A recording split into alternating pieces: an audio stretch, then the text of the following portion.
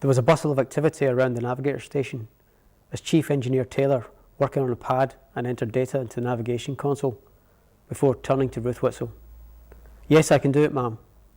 "Thank you, Chief." Ruth turned to the pickup. "John, we think we can buy you some time." "Tell me, I only need a few minutes and we can recover both shuttles," demanded John. Ruth gave a small shrug. "By doing what needs to be done." She paused and looked down for just a moment before taking a deep breath and looking John square in the eye. "Get my people home, John." With that, she was gone. "Captain, the Vasco da Gama has activated her gravity drive. She's gone." "No, hold on. I have her again. She's dropped back into normal space." "My God, sir, she's directly behind Bogey 1. Range 30,000 metres. Hi, joining us in the studio today is Paul Corcoran, a military science fiction writer who's from Scotland and resides now in Antrim in Northern Ireland.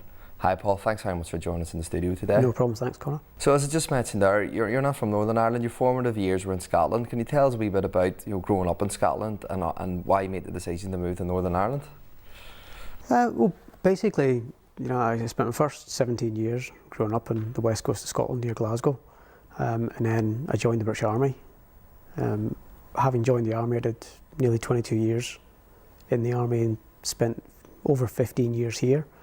And while I was here, I actually met my wife, who comes from Antrim, so I ended up coming here by default more than anything else. And it's sort of a strange sort of career path going from the Army to writing science fiction. Where did your interest in reading and writing and science fiction stem from? Well, while I was growing up, it was the time of things like 2000 AD and UFO was on TV and Space 1999, and that kind of caught my interest.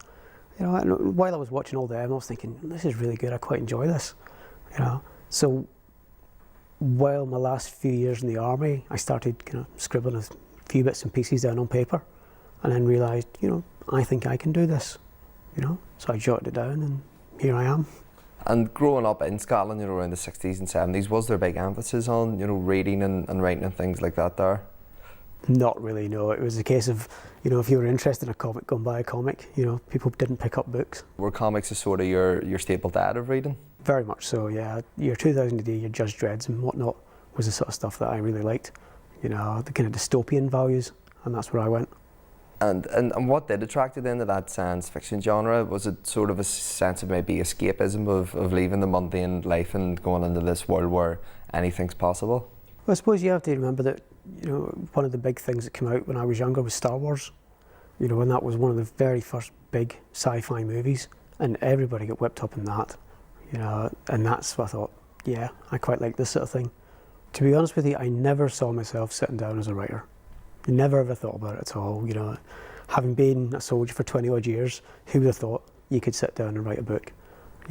But going back to watching Star Wars, it kind of made you think, what else is out there?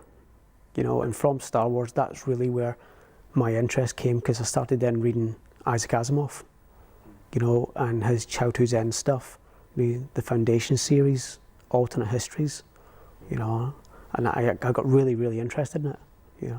And tell us about that decision then to join the British Army in 1985. You've done a few tours as well. Why did you decide to join the Army? I was one of those kids that had always wanted to be a soldier. Ever since he was 5 years old and could play with his Action Man. I thought, yep, that's the life for me.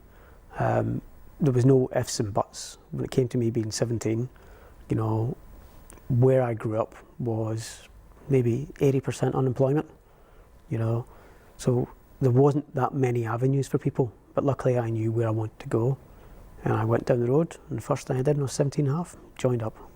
And it's something that is obviously by in your writing, because your books focus on sort of science fiction, military narratives of conflict, good versus evil. Just how much of an influence did your time with the British Army have on your writing career? I would say it actually had a very big influence, because what I try and do is make it more realistic. In the Safe series, you can't just have one man involved in a war. That's not how it works. If you ever want to go and fight a war anywhere in the world, there's one man fighting, but there's 20 men behind him. to make sure that he has everything he needs, and I try and do that in the Safe series. It's not a case of it's one main character, we go from there. It's all about different characters and what part they play in the greater picture. Your most popular work to date is the Safe series. Can you tell us a wee bit about the thinking behind that and the premise, just so our viewers can get a wee understanding of what it is? Well, the Safe series is based on what would the Americans like to refer to as a Johnny Appleseed. It being, where did we actually come from?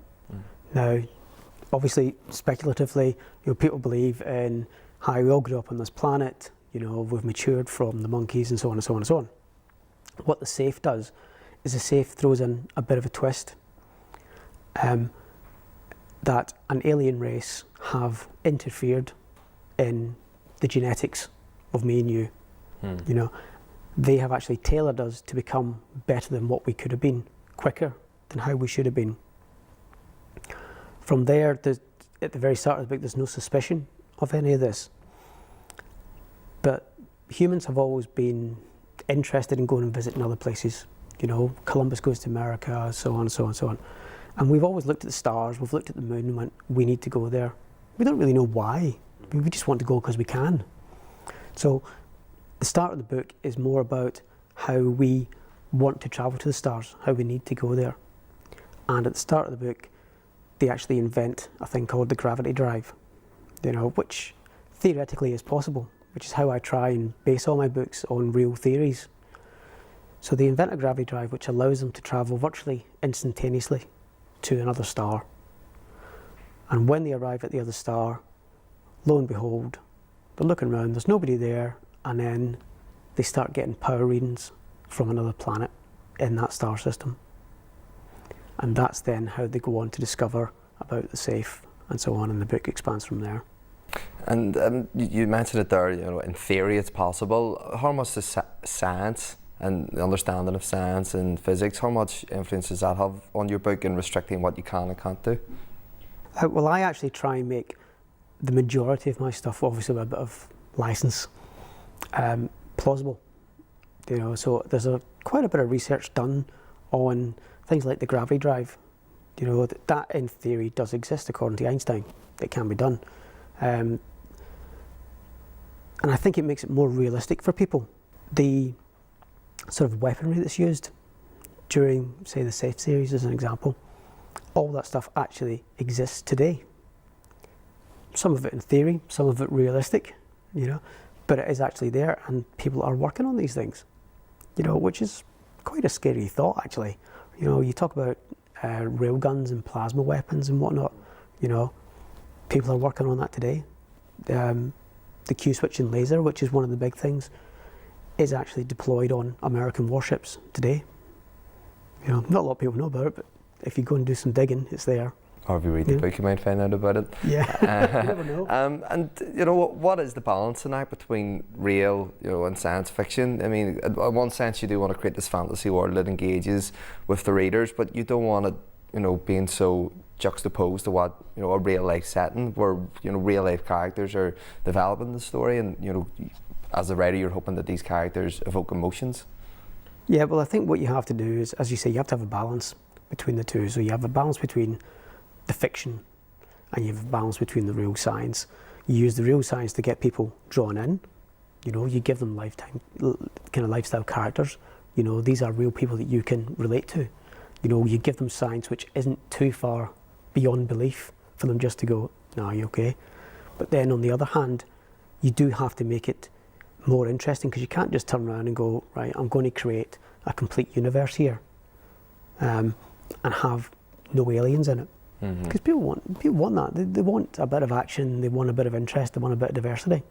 So what I've tried to create is a little mini universe which people can believe might be out there, such as Star Trek's done and Star Wars and things like that. And was there ever a situation where, when you're reading back on something you've read, where you have to go, hold on, if maybe I've gone a wee bit too far? I mean, where do you set the limits over where your imagination can take you? Well, I think you have to set it where, are you going to bore the reader? Is the reader going to look at it and go, no, that's complete rot, and stop reading at that point? You know, if you do that, you've lost your reader. He's not going to pick up your book anymore. He's not going to pick up your next book. You know, you have to keep him engaged far enough, but keep it within the realms of reality-ish. You know, that he'll carry on reading the book. And back to your time in the army, you mentioned that towards the end of your career there, you were taking down notes and you were constantly writing. What were you writing about? I mean, were you taking it down with the view that you would use this and apply it into your writing? And even on your writing, did your colleagues in the army, did they know that this was something you were doing? Obviously in a macho setting for a man from working class area in Scotland to, be writing science fiction books. I mean, how did they take it? Was it a secret? Maybe it was an unconscious secret. I certainly didn't share it with them. And as you say, you could get a bit of ridicule for it. But it mainly came about in that I thought I could possibly write something, so it was the old style A4 piece of paper and a pen, everything done in longhand, and it was done over probably 5 or 6 years. I just sat down and wrote a few notes, because I actually have no formal English training. I've got obviously your English O levels and English higher and whatnot, but as far as any writing training goes, none whatsoever. So to me, sitting down to write a book was a bit of an ominous prospect, but it was something that I thought, no, I'll give it a wee go. And funnily enough, when it came out, people liked it, which was quite shocking for me. When I did the first book, I did it more for myself than anything else. I had no clue about e-publishing or anything like that. I just thought, I'll just sit down and write a book here. And then when I got it out to actually be available for people bought it.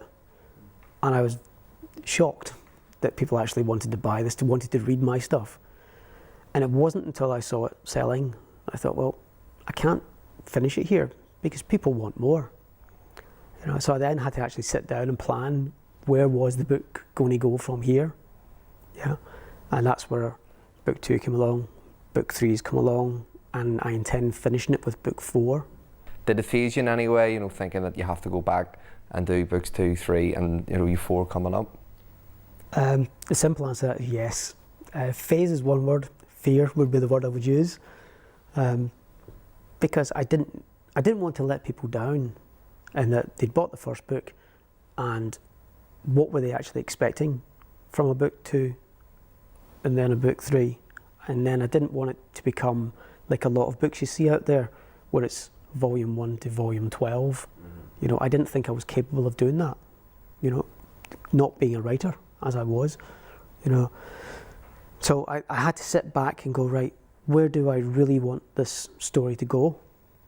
And sit down and plan how each storyline for each book would go, and then not getting it confused with book 1. And that something happened in book 1 that I've not talked about in book 2 or 3, or something happens in book 3 which should have been mentioned later on. And tell us about that research. I mean, you receive pretty much no training when it comes to writing published work, so how did you go about doing that research? Was it a case of rereading and constantly rewriting, going back to the first book before tackling the second, and vice versa? I was very lucky in that my wife is a bit of a techno, so when I did the first book, as I said, I did most of that longhand, and then I retyped all that onto a computer and done as a Word document, so on and so on, and then I sent it off to an editor, came back and we published that one. But we did a wee bit of research into what I could get to aid me in writing and to keep things straight, and I actually found a computer program called Scrivener. And what Scrivener allows you to do is put everything onto like little flashcards. And that suits my particular style of writing.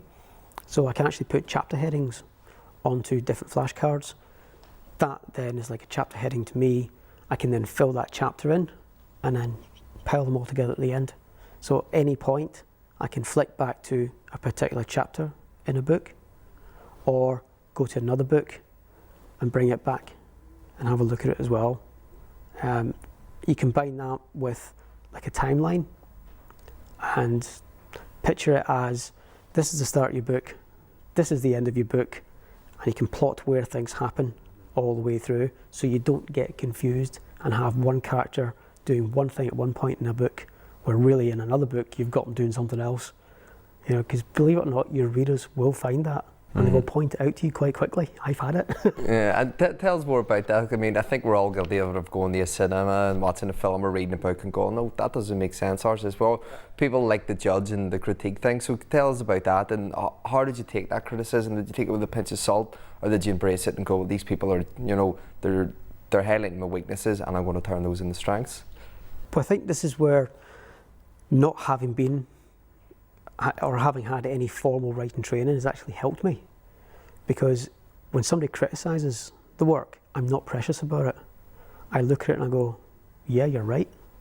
You know, I did make that wrong. You know, so when your readers, who are the people that are buying your book and your audience, come back to you and say, well, this was wrong, or I like this bit, can you expand on this? Those are the people you have to please. You know, so I think it's all about being not precious about your work. You know, at the end of the day, you're trying to sell something. You know, maybe that's the wrong attitude to have, because I know a lot of people want critical acclaim. I want my book to be, you know, awarded this and awarded that. You know, that's not where I'm going. I don't think, because I want this to be a living. Yeah, and on your website there's a quote from Burke: the only thing necessary for the triumph of evil is for good men to do nothing. Is that something that's central to the theme of the Safe series, you know, good versus evil? It's the central point of most science fiction. So was your thinking, you know, I'm not going to do anything too radical here, I'll stick to almost the basics and get a good solid story from there? Without being too simplistic about it, you're dead on. That is what it's all about. It is all about good versus evil. If you look at any of the big blockbuster movies like your Star Wars and so on, you know, that is basically a fight, good against evil. And you were talking about my experiences of being in the army. You know, I've been to a lot of places where, although politics come into it, a lot of the basic fights in the world are a value thing. You know, it's a good thing or it's a bad thing.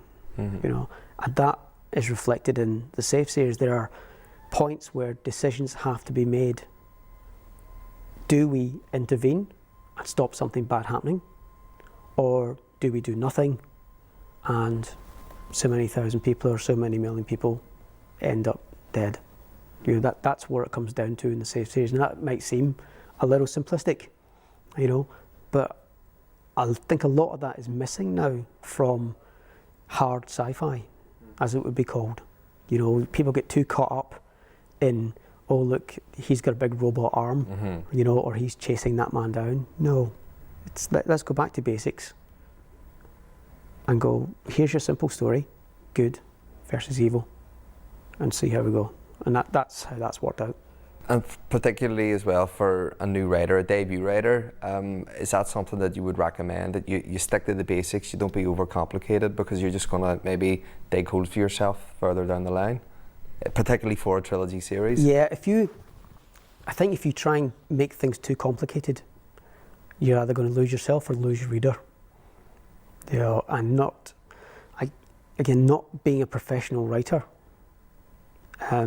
I didn't want to lose myself, because it'd be very easy to do, because there's a lot of stuff that I wrote for the Safe books which aren't in them, you know, because I thought it was just getting too complicated or losing track of the story, you know, so you're having to prune it as you go along. And you yourself, you said you were writing the first book for yourself, so what motivated you to write? And has that actually changed now with the success of the first one and the second and third books as well? Has your motivation changed? The first book, really, it was more a case of I wanted to know if I could do it or not.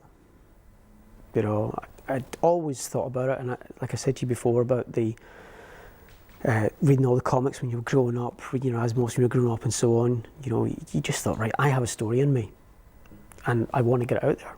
So I sat down and I wrote it and I put it out. And as I said, people bought it. I thought, okay, they now want more. And when book 2 came out and book 2 did as well as book 1, I'm thinking, okay, I'm actually making a bit of money out of this now.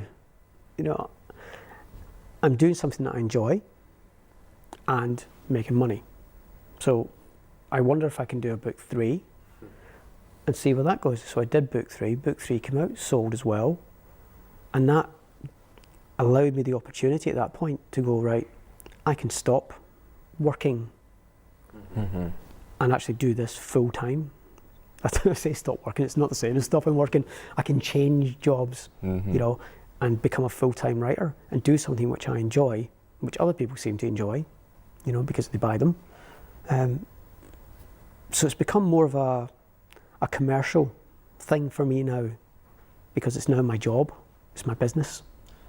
And did that change, you know, your writing process whenever you know, you were just doing it for yourself? Did you find you were more motivated to write? I mean, when did you write? How did you fit the time in as well with your other career? And then, and opposed to that, whenever you made the shift to the writing full time, how did you get the motivation there? Was it, I have a deadline that needs to be done here for this editorial review? Is it, a deadline needs to be done because it has to go out for print, and you know, I need to get paid? Well, I mean, how did your motivation change? Well, when I was working full time and kind of writing on the side, a book would take a year or more to get done, you know, because you just don't have the time. You know, you're coming in from work, you're tired, you know, you don't want to work every weekend, you know, just to do your own writing.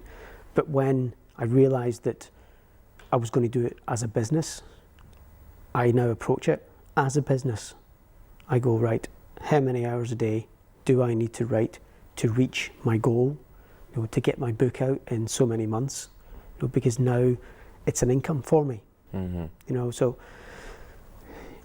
you need to be able to do 2 to 3 books per year to make it worth your money, you know, because we all have bills to pay, you know. So I now need to schedule my time in that I need to do X amount of words per day, because at the end of 80 or 90,000 words, it's going to go off to an editor. I know how long that takes. That takes 6 to 9 weeks to come back to me, you know, and all that time I'm not earning money from that book, you know. So you have to produce the book, which will then cover your costs for the next 6 months while you're writing the next book. You know, I know it sounds a bit silly, you know, hand to mouth, but that is how you have to look at it. And can you just tell us a wee bit about, you know, your transition from e-publishing and being self-published to where you are now? I mean, what was it like when you started out, and what have been the big differences now, especially with getting your book in the, you know, a hard copy print? Well, see, again, this is what I think a lot of writers fall down on. They have this whole fixation on, I must be a published author. I must appear with my printed book, you know, on a shelf somewhere. I don't go down that road at all. The printed books that you see there are printed by me. Mm. You know, it's all print on demand. So if you want to buy my book, you know, in a paper format, then you go to Amazon, you find my book on Amazon, and you ask for a paper copy. Amazon print it and send it to you. So I don't have to then keep a stock of 500 books or 1,000 books, you know, because that's me spending money on something which might not sell. What are the do's and don'ts for any aspiring science fiction writers out there? I'd say the biggest thing is to actually get your book out there. Do not keep it and work on it for 10 years like I did, you know, because it's not going to get any better. The only way you're going to get your book to people is to publish it, you know, and it costs you virtually nothing to publish it yourself. And I mean nothing. You know, you go to a publishing house or one of these vanity publishers, they will charge you thousands of pounds. Or if you go to a traditional mainstream publisher, he's going to want 80% of your royalties.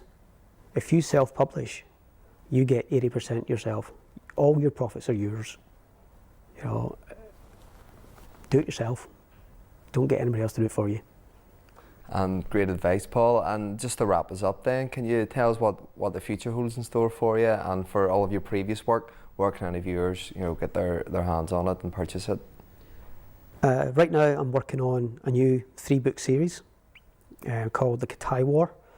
It's going to be spread out over this year and the start of next year. I would expect the first book of that to be out in maybe 2 months' time. It will be available on ebook through Amazon. The Safe series, there's 3 books out just now, all available on Amazon, on Audible, and on CD through Tantor Media.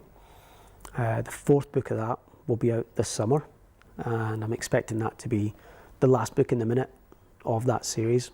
Well, Paul, it sounds like 2016 is going to be a busy year for you, and thanks very much for taking time out of your busy schedule to come in and speak to us today. Thanks very much, Connor. Thank you.